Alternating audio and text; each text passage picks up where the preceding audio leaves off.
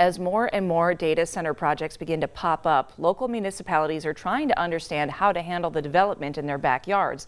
The Scranton Chamber of Commerce, along with local officials from across Lackawanna County, took a trip to Loudoun County, Virginia, or Data Center Alley is what they call it.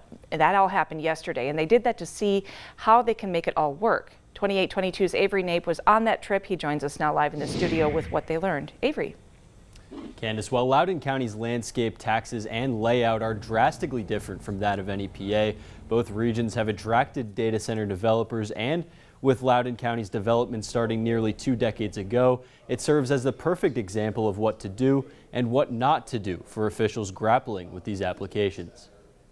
Hyperscale buildings, some with a footprint larger than a city block. These are data centers, and while not all of them are quite as large as the one seen on your screen, this is what many residents throughout NEPA have been fighting against for months, and what many local officials are currently trying to navigate. Elected officials from across Lackawanna County joined the Scranton Chamber of Commerce on a trip to Loudoun County, Virginia, or Data Center Alley, to learn how to handle what many see as a problem without a solution. I think all the data center developers have already snatched up or are currently snatching up most of the vacant land in Archbald right now. Loudoun County is home to around 200 data centers with a combined total of roughly 50 million square feet. Officials there say while the economic opportunity can be promising, protecting residents should remain a priority. If you're a resident and you move to an area, you move there for a lot of various reasons.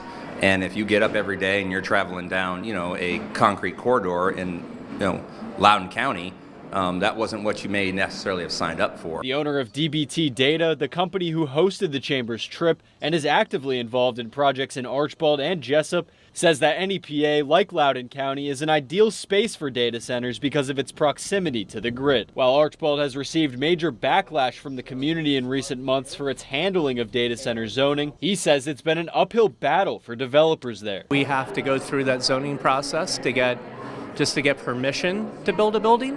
And it's the most restrictive zoning I've encountered in my 36-year career as a developer. But a number of data center projects are already grandfathered into the borough under its 2023 zoning ordinance. And while those projects do sit on commercial or industrial land, they're in close proximity to homes and pose a challenge that officials in Virginia may not have faced. Loudoun County and Archbald Borough are apples and oranges, and we do have residential zones that abut some of our industrial and commercial zones. The development of data centers in Loudoun County, according to officials there, saved the county from crisis. In 2008, only 19% of the county's tax base came from commercial business. Now, they say the county is thriving, partially due to Virginia's business property tax. It not only gives the county revenue from the commercial space, but the equipment that sits inside. While it's a stretch to say any community in NEPA would reap the same benefits that Loudoun County did, officials there say the development is an opportunity, but one that cannot be taken lightly. If you don't do it, you're going to get left behind. I think if you don't do it in the right places,